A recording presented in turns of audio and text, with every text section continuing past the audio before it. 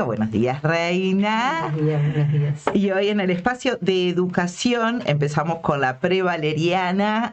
Estuvimos hablando un poco de lo que hizo Varela en este periodo y ya estamos en el camino hacia ese proceso que se vivieron, el proceso que se está viviendo todavía de la ley de urgente consideración que fue tan estricta con la educación. Así que de eso y de alguna cosita más seguro vamos a estar hablando. ¿Qué tal, Reina? ¿Qué tal? ¿Cómo están? Sí, un poco siempre cuando uno piensa algo para decir o para escribir y decir, piensa en un título, ¿no? En verdad esto del camino hacia la LUC es como pensar que en la importancia de conocer el pasado para entender el presente y poder delinear futuro. Ese es el sentido de la historia, en realidad, y ese es el sentido de enseñar historia. En el caso de la LUC, tú decías que estamos viviendo, y en realidad sería además correcto agregar que vamos a seguir viviendo, porque en tanto que es una ley, las leyes se cambian según el asunto de que traten por las mayorías que están establecidas o en la Constitución o en las leyes. Entonces, en materia de educación, nosotros vamos a seguir teniendo el funcionamiento en base a los 70 y pico de artículos que la LUC cambió de la Ley General de Educación y vamos a seguir bajo su funcionamiento. Pero el título del camino, de cómo llegamos a la LUC, es que en realidad hay una senda sistemática recorrida en el siglo XIX y en el siglo XX que permitieron esto de horadar, ¿sí? de ir como abriendo en la piedra las bases para consumar la intervención política. Cuando nosotros hablamos del gobierno de la educación, nosotros tenemos que ver, así como estábamos viendo desde dónde surgió, ¿no? Cómo surgió, nosotros situamos a Varela, después debemos situar que primaria fue el primer ente que se separó, fines del siglo XIX, de la universidad, pero dentro de la universidad permaneció secundaria. Y en ese proceso, que en realidad tiene que ver con que el Uruguay copió el modelo napoleónico de funcionamiento, que el modelo napoleónico incluía dentro de la universidad la primaria, la secundaria y la superior. Entonces la primaria se fue con Varela, se abrió con Varela y un tiempo después se determinó que fuera un ente mediante una ley. Y en ese proceso, mientras se mantuvo dentro de la universidad la enseñanza secundaria, lo que ocurrió es que cada gobernante hizo lo suyo para incluirse dentro del funcionamiento de la educación y ir construyendo este camino, que obviamente que no lo sabían en su momento porque cada uno hizo su gestión, que terminó en la LUC. Así, en 1864 hubo un primer intento de intervenir la universidad. En 1882 hubo un segundo intento. ¿Quién la quería intervenir? La quería intervenir el poder del momento. En ese momento nosotros estamos había terminado la Guerra Grande, los tres siguientes gobernantes fueron Giró, Pereira y Berro, y después de Berro se produce todo ese movimiento de la Revolución de Flores, la intervención, la marcha, la Guerra de Paraguay, etcétera, mucha inestabilidad política, y en ese contexto arriba al poder Latorre, ¿no? Sucedió antes y después estaba Vidal, pero bueno, la idea de Latorre, ¿sí?, como buen gobierno militarista, era evitar, ¿sí?, los excesos de libertad. Y dentro de esos excesos de libertad estaban quién designaba a el rector, quien designaba a los consejos que integraban la universidad. Entonces, en el 82 se logra que la elección de los consejos tenga una intervención de parte del poder político.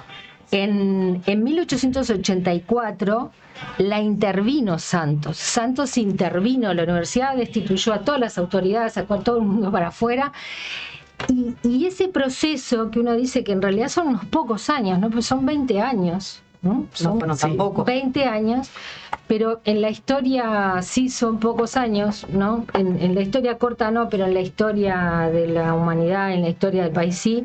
Son 20 años de horadar el hacer universitario que había surgido en el 42, ¿no? Porque la universidad es anterior, pero se inaugura en el 42.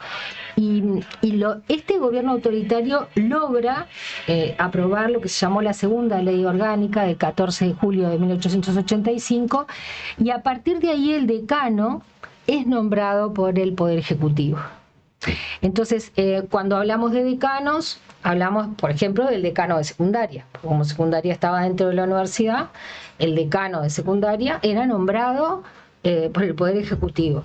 Entonces, si eso no se llama intervención del poder político, partidario o de facto, según fuera, en la enseñanza, alguien me tiene que decir qué es.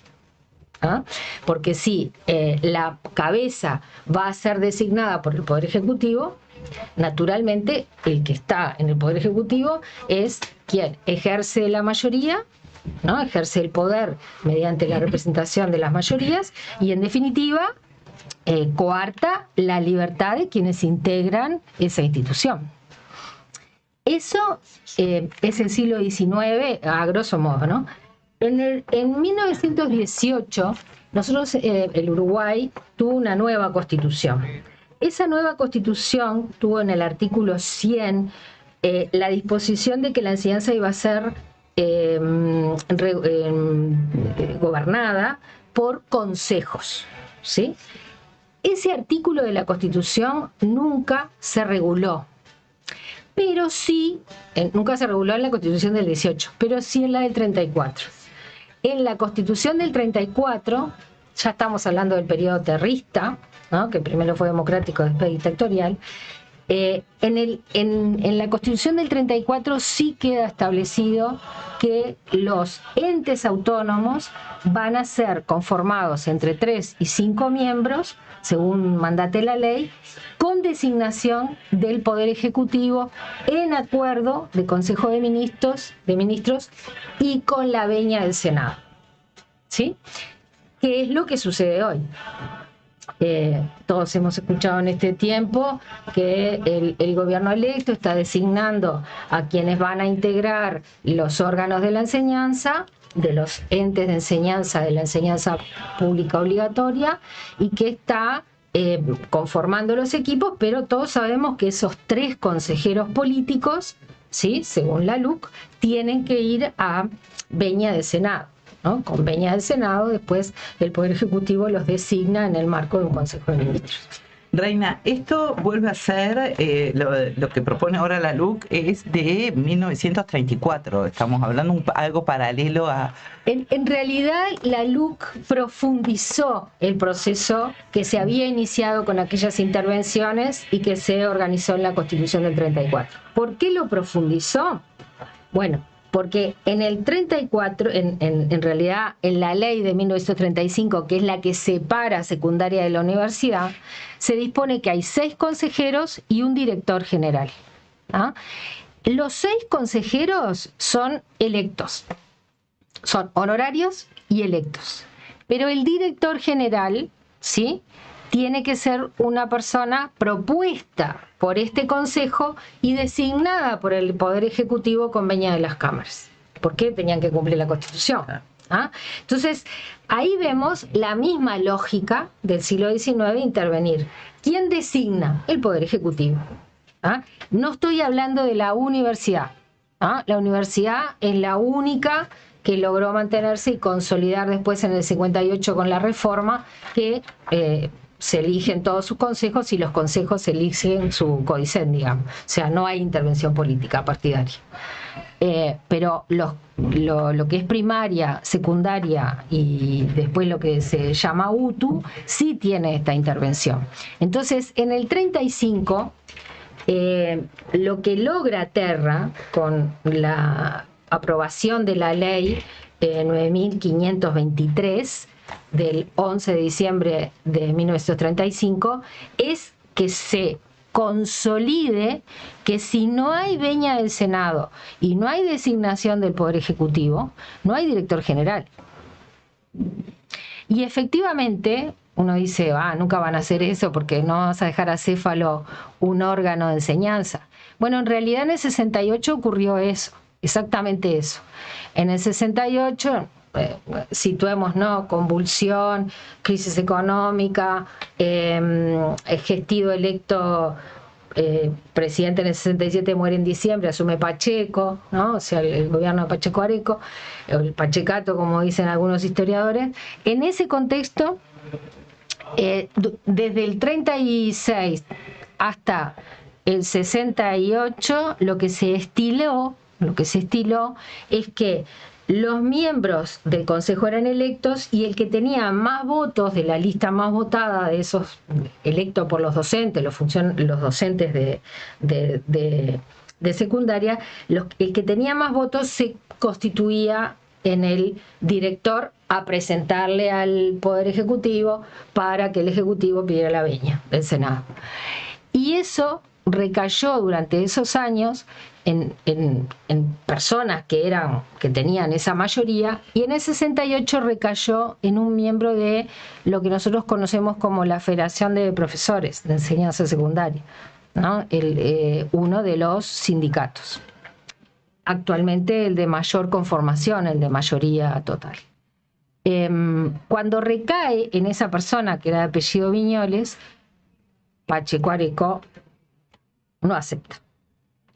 Y entonces el Consejo, para ver si podía tener alguna cuestión alternativa, propone a Arturo Rodríguez Zorrilla, que era un inspector de secundaria. El asunto es que no había de parte de Pacheco Areco ninguna intención de designar a este director emanado de la elección de profesores, porque su idea era otra. Y tampoco dieron la venia a Rodríguez Zorrilla. Así que en el 68, ¿sí?, el Consejo de Secundaria funcionó con los consejeros electos sin director general. Y ahí vemos la gravedad de la intervención, ¿no? Cuando no gusta al Poder Ejecutivo quien está electo, ¿no? O sea, no se acepta la representación de la elección, se toman o se llevan adelante estas medidas que son argucias, ¿no? Están elucubrando y denostando la decisión del cuerpo docente. Entonces, ¿cuál es la razón? Y en ese caso, ¿qué pasó? ¿No hubo un director general? No hubo, funcionó con consejeros. Solo con consejeros. Sí. ¿Y cómo funcionó? En realidad, el funcionamiento estaba afectado por el clima y demás, el clima institucional, el clima político, la situación económica, ¿no? Funcionó. El problema es que el funcionamiento de ese tramo podía ser, digamos, catalogado como ilegal, porque hay funciones que tenía atribuida en esa ley el director general, como la tiene en la ley actual del presidente del CODICEN, que no puede cumplir nadie más. No es que alguien alegremente se pone y las cumple. Entonces, si las decisiones de ese tramo hubieran sido todas impugnadas, bueno, no sé en qué lío se hubiera metido. Yo no conozco exactamente cuáles pudieron ser impugnadas, pero puedo buscarlas. Lo que sí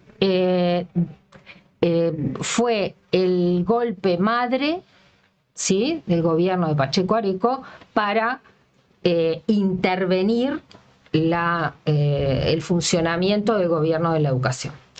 Y a eso hay que sumarle otro hecho, y es que unos meses más tarde de este suceso que fue a principios del año, en agosto, el Poder Ejecutivo presentó un proyecto para armar lo que llamó el COSUPEN, que era el Consejo Superior de Educación, de Enseñanza.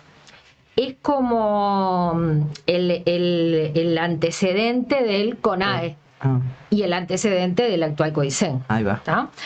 Ese COSUPEN marcaba exactamente ese proyecto, es un proyecto de ley, ¿verdad?, que se presenta al Parlamento, que no sale, también hay que decirlo, pero que ponía a dirigir la educación al Ministerio de Educación, lo que se llama hoy Ministerio de Educación y Cultura, a través de su cabeza y su vicecabeza, y un representante de la OPP, de la Oficina de Planeamiento y Presupuesto, que recién había, porque convengamos que en el 68 recién había empezado a regir la Constitución del 67, que con modificaciones las que tenemos ahora.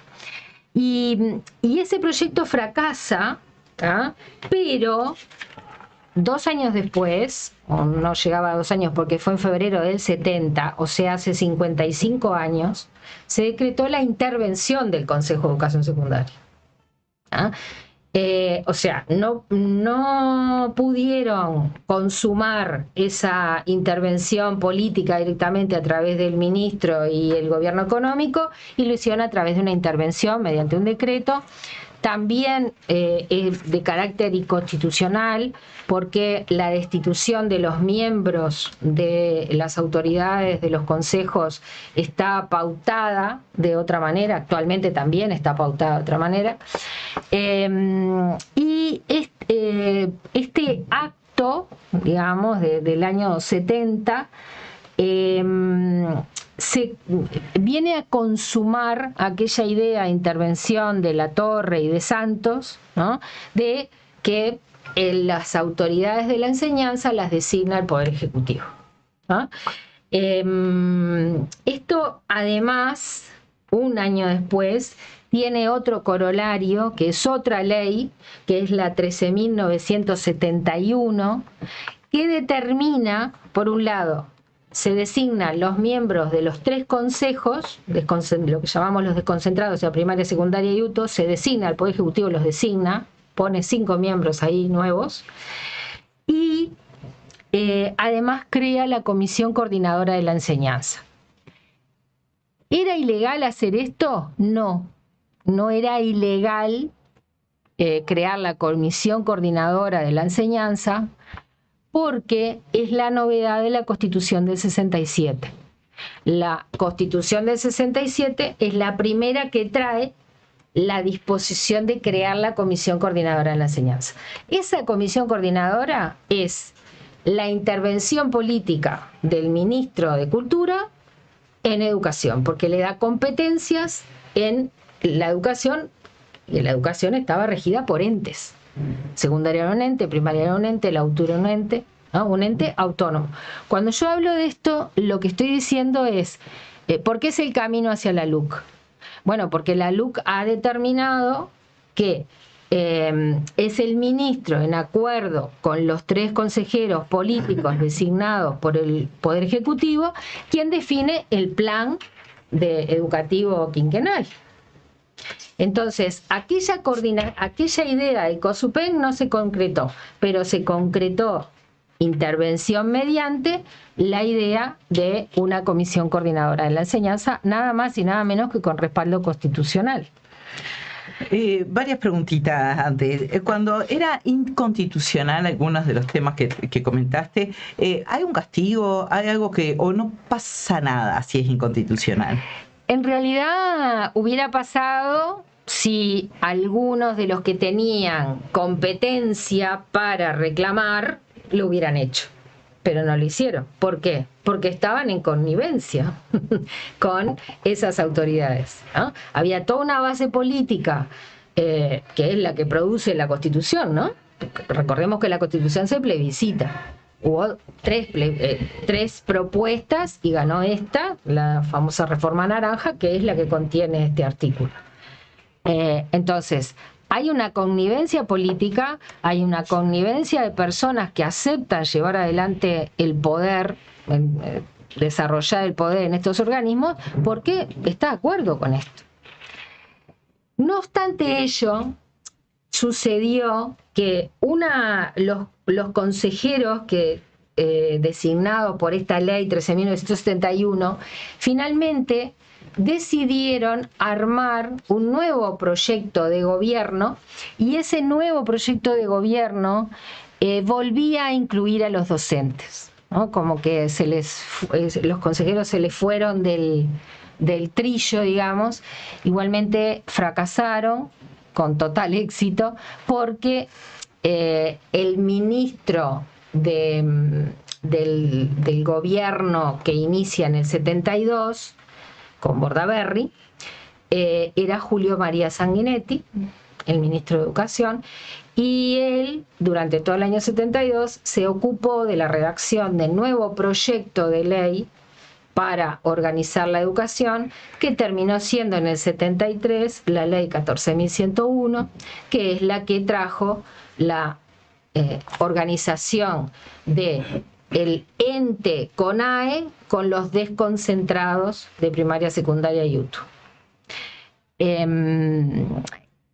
¿Qué quiere decir esto? Que con la ley 14.101, que se aprobó en enero del año 73 y que rigió durante toda la dictadura, 73 al 85, se consumó la idea que en su momento el doctor Casinoni, cuando era rector de la universidad, había dicho: lo mejor que se puede hacer es separar el poder político de la educación. Bueno, en realidad solamente la universidad lo logró.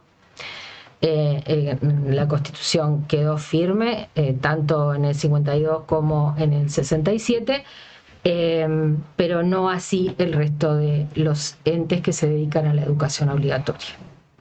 Entre tantos resúmenes de fechas y demás que nos lleva un poco a la actualidad, pero un poco qué pasó en el 68 cuando el director general no acepta la designación de los dos directores, y esto también influye en algo en lo que se viene en el 73, el golpe militar.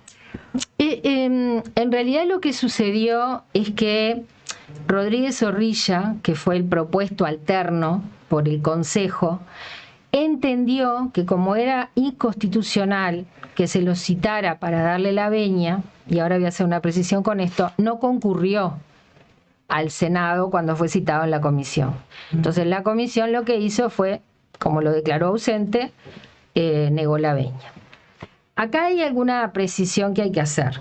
Las constituciones hasta ahora venían diciendo que si el director general era rentado, ¿sí?, llevaba venia del Senado. ¿Ah?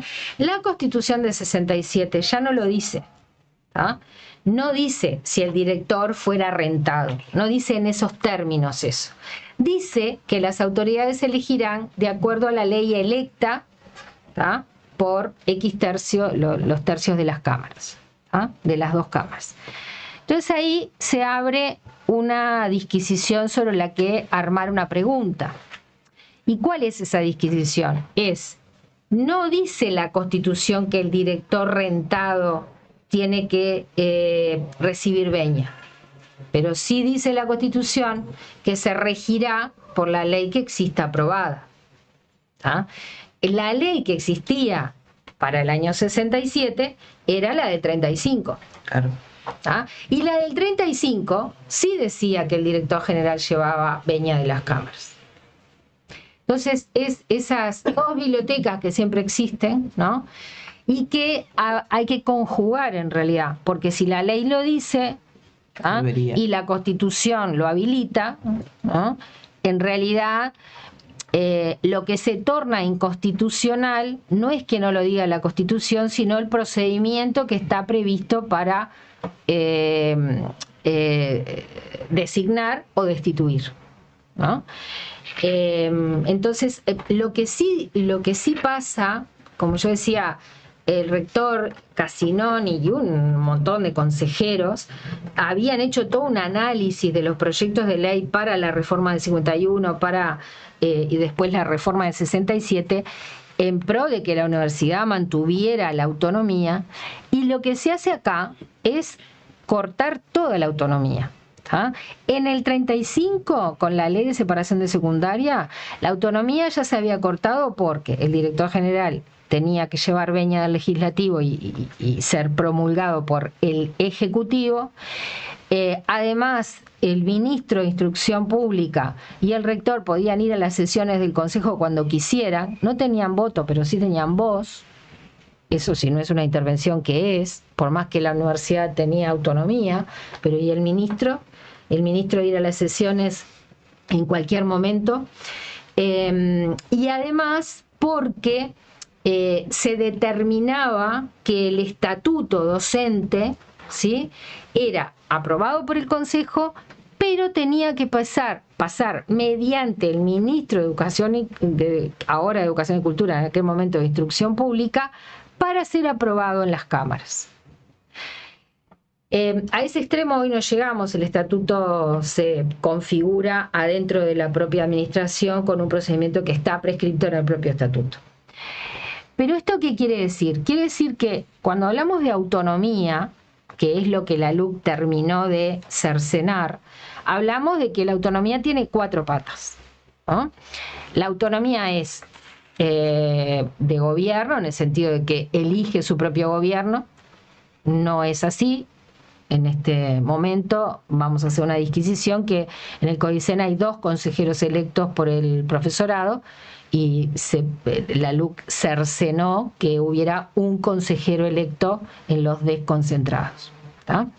Entonces, autonomía de elección de gobierno está recortada a una parte del gobierno de la educación. Autonomía técnica, ¿no? Cuando nosotros hablamos de autonomía técnica, estamos hablando de los programas, estamos hablando de los aspectos que hacen a la competencia pedagógica, cómo se enseña, etc. Ahí, esa competencia hoy día está radicada exclusivamente en el CODICEN, pero tiene intervención del ministro de Educación, que determina, junto con los 3 consejeros políticos, el Plan de Política Educativa Nacional. Así que la autonomía técnica también está cercenada. La autonomía administrativa, que es designar al personal, destituirlo, armar los reglamentos, etcétera, existe, esa sí está consolidada, ¿no?, dentro de los desconcentrados en particular, con las normas del estatuto y las que hacen sus desconcentrados. Y después la autonomía financiera, esas son las 4 patas. La autonomía financiera significa poder disponer exclusivamente de todos los recursos que le son asignados de la forma que quiera. Sin exceptuar los controles que también tiene la universidad, el Tribunal de Cuentas, el contencioso administrativo, etcétera, ¿no? Porque tampoco los dineros públicos tienen que ser cuidados. Pero cada desconcentrado le tiene que pedir permiso para recomponer o reusar créditos presupuestales al CODICEN. Así que los desconcentrados que en otra hora fueron entes, ahora están supeditados a ese CODICEN. Eso también está establecido hoy día. ¿De dónde arranca eso? De la ley 14.101 redactada por Sanguinetti.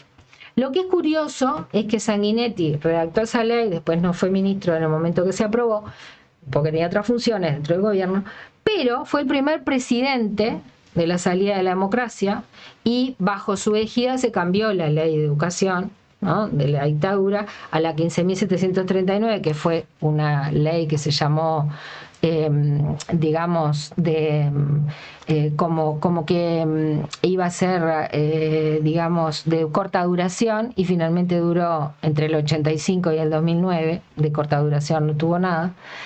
Y siguió consolidando lo único que el poder, la intervención política. Lo único que le cambió de nombre, en vez de CONAE pasamos a tener el CODICEN, que es lo que mantuvo la 18437, aunque incorporó la pata docente, reitero, restringida en la LUC. Así que tenemos un proceso, por eso es el camino hacia la LUC. En el siglo XIX, intervención en la universidad. En el siglo XX, disgregación de la universidad de la secundaria. Incorporación del gobierno docente, pero con intervención política partidaria para el cargo de director. Y después ese proceso de intervención del COSUPEN, la intervención directa mediante decreto, y después el armado de la Comisión Coordinadora de Educación y lo que dijimos de las leyes de educación.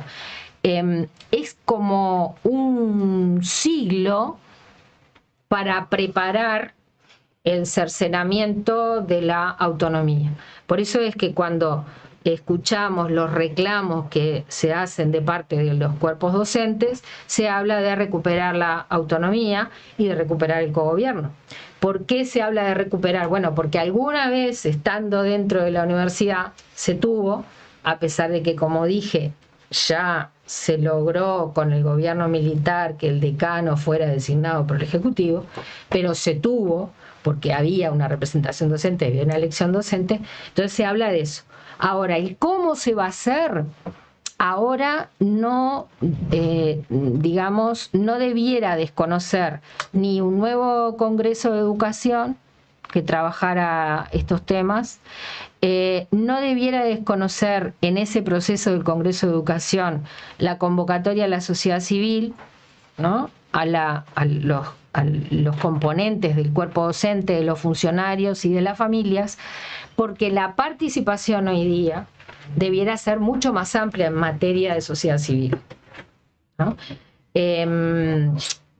Lo que no quiere decir aceptar una total desconcentración. ¿Y esto qué quiere decir? No pasar a un régimen tipo Argentina, que cada provincia tiene su propia forma, porque eso no es viable en este país, o no sería viable en este país, dado nuestra tradición, ¿no?, de sistema centralista. Pero eso, tener un sistema centralista organizado, no quita de no incorporar a la sociedad civil con todas sus ramas. Mónica, sí, mucha información. Aparte nos hiciste un paseo desde el 64, 1864.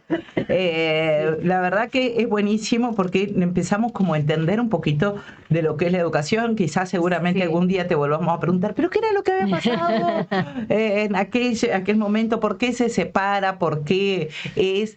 Y por qué es la consecuencia también, que uno a veces no tiene ni idea de dónde sale ese dinero, porque quién lo administra, los consejeros, qué son. Me hace acordar mucho a lo que es patrimonial, que nosotros somos consejeros honorarios. En el caso nuestro no nos dan pelota, pero tal vez que en la educación sí, viste que... Bueno, del 35 al 68, esos consejeros honorarios efectivamente trabajaron. Uno representaba a la universidad, el otro representaba a la educación industrial, el otro a la primaria, y los otros tres eran electos por el cuerpo docente. Hay las actas del consejo, de las sesiones, a las que yo tuve acceso porque hice una investigación sobre normas y demás, entonces tuve el permiso del consejo para leer esas actas del 30 en adelante.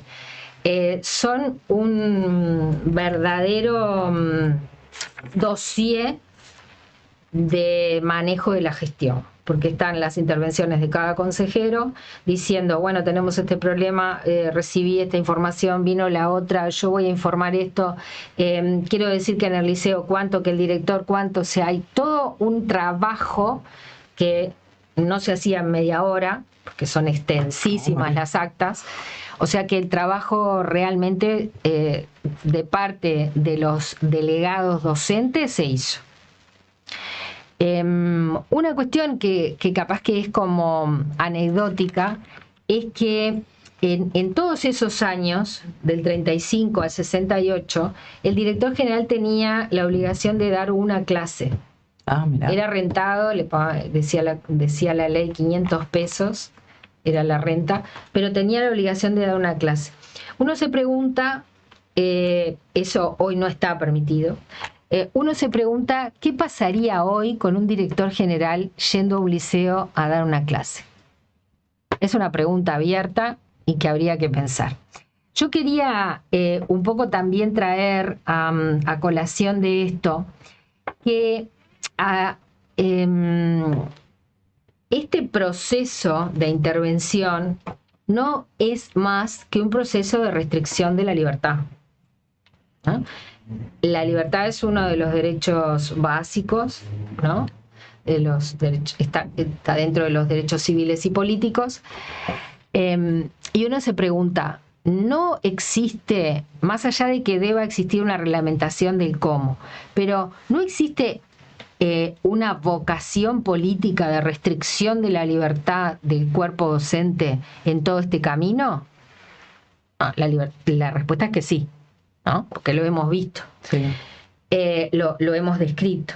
Ahora, es muy curioso que el 25 de enero pasado, el expresidente Lacalle Herrera dijo textualmente que el 1 de marzo empieza la deriva socialista y asignó que él y los nacionalistas defenderán la libertad. Entonces, estas palabras, que obviamente como ciudadano él tiene derecho a decirlas porque está en ejercicio de su libertad, uno se pregunta si actualmente un heredero de Herrera, ¿no? Estamos hablando de gente que ha estado en el poder desde el siglo XIX en el Uruguay, si un heredero de Herrera directo que estuvo en las negociaciones del año 35 para sacarle el ámbito secundario de la universidad e intervenirla políticamente, tiene derecho a, primero, a confundir a la población con esto de la deriva socialista que no se sabe qué quiere decir, pero además decir que va a defender la libertad cuando en este ámbito educativo Herrera y Terra son los que definen el texto legal de la ley 9523, que es la que separa secundaria, y colocan la condición de que el director rentado, ¿sí?, deba llevar venia del Senado y ser designado por el Ejecutivo. Hay una enorme contradicción entre esta declaración que van a defender la libertad cuando hay un tramo de historia que cumple ahora 90 años, ¿no? En diciembre se cumple en diciembre del año 25 se cumplen 90 años de esta separación. Si durante 90 años lo único que se ha hecho es ahondar el camino para restringir la libertad docente. Es una enorme pregunta y está en eso de algo que yo pensaba siempre que había que hacer en las clases, y es abrir preguntas para que las personas investiguen y después tomen sus decisiones. Y esto es lo mismo, ¿no? Porque dicho así, alegremente, en un balneario con sol y playa, ¿no?, en un encuentro que tiene tradición para su partido, dicho esto de esta manera, el 1 de marzo empieza la deriva socialista y él y los nacionalistas van a defender la libertad. Parece una cosa hermosa, Sí. ¿no? Hermosa. Pero después hay que preguntarse qué se ha hecho históricamente para defender la libertad en todos los campos. Cuando, específicamente, además, en el periodo terrista, yo traje solamente una página de un libro de París de O'Donnell, Faraone y Juan Antonio O'Donnell, apellido que también se repite en estos Sí. tiempos, que en el año 33, de la mano de Terra y de Herrera, hay una marcha sobre Montevideo, hay una intervención de la UTE, hay un decreto clausurando las cámaras, hay un anuncio de restricción y censura para la prensa, ¿Ah? Qué fuerte. Y como ven, el texto sigue ¿no? Toda la página declamando sobre los ejercicios de coacción a la libertad, a todas las libertades, que después también se consumó en la educación. Entonces, llamaría a quienes nos escuchan a investigar y no tomar lábilmente e ingenuamente a veces estos anuncios de verano. Qué buen cierre. La verdad que sí, un buen análisis, digo, para cerrar esto, ¿no? Porque últimamente venimos escuchando no solo a la derecha nacional, sino internacional, de hablar de libertad. ¿Cuál es el concepto de ellos de libertad? Exactamente. Tal vez muchos ahora en este proceso, a poco tiempo ya de que cambie, en menos de un mes que cambie el gobierno, ¿no? ¿Qué significa para ellos la libertad? O bien ese querer inculcar miedo nuevamente con que el Uruguay, después de 15 años de gobiernos progresistas, vuelva a un gobierno progresista. Sí. O socialista, sí, como quieran llamarlo, o comunista, como lo podemos llegar a escuchar a definir de distintos puntos. Claro, que en realidad es una se tergiversa, no me sale la palabra, el término. Primero porque se coloca la palabra deriva, ¿no? Que en nuestra población tiene un cuño muy importante, que es que casi toda la gente que pasó por la escuela y el liceo leyó los cuentos de Horacio Quiroga, ¿no? Y las palabras no son inocentes. Se eligen también palabras en estos discursos de derecha que hacen canal en la población, que prenden en la población, ¿no? A lo de la deriva, se me ocurre que puede ser uno. Lo de socialista es un término que no conjuga con la orientación general del Frente Amplio, porque el Frente Amplio no solo cobija al Partido Socialista. ¿Ah? Hay otros partidos que están dentro y muchas personas son independientes dentro de la gran coalición y movimiento que es el Frente Amplio. Entonces, también asignar un rótulo, ¿ah?, que no le hace a la verdad es una forma de manipulación. Y recordemos que nosotros ahora estamos en una oleada mundial de derecha, igual que en los 30, ¿no? Igual que en los 30. Porque en los 30 teníamos la emergencia de los personajes que todos conocemos, ¿no? Franco en España, Mussolini en Italia, Hitler en Alemania con su afán imperialista, en su afán de conquista de Europa y el mundo, que bueno, bastante logró, ¿no? Porque llegó hasta Noruega, por ejemplo. Entonces, aquella derecha de los años 30 que acunaba toda esta intervención de la enseñanza, hoy también se expresa a nivel mundial, ¿sí? Y en nuestro país, como empezamos a decir, nosotros tenemos que volver a empezar a funcionar en este gobierno con la LUC. Y solamente las cámaras, con las mayorías que prevé la ley, podrán cambiar estos cambios que se han hecho. Si habrá que abonar en la población instancias de reflexión para apoyar a nuestros legisladores, para que haya una movida social, ¿no?, como la hubo en determinados momentos de la historia, para llevar adelante cambios. Y no creer de primera mano nada, tampoco esto que yo estoy diciendo, ¿sí?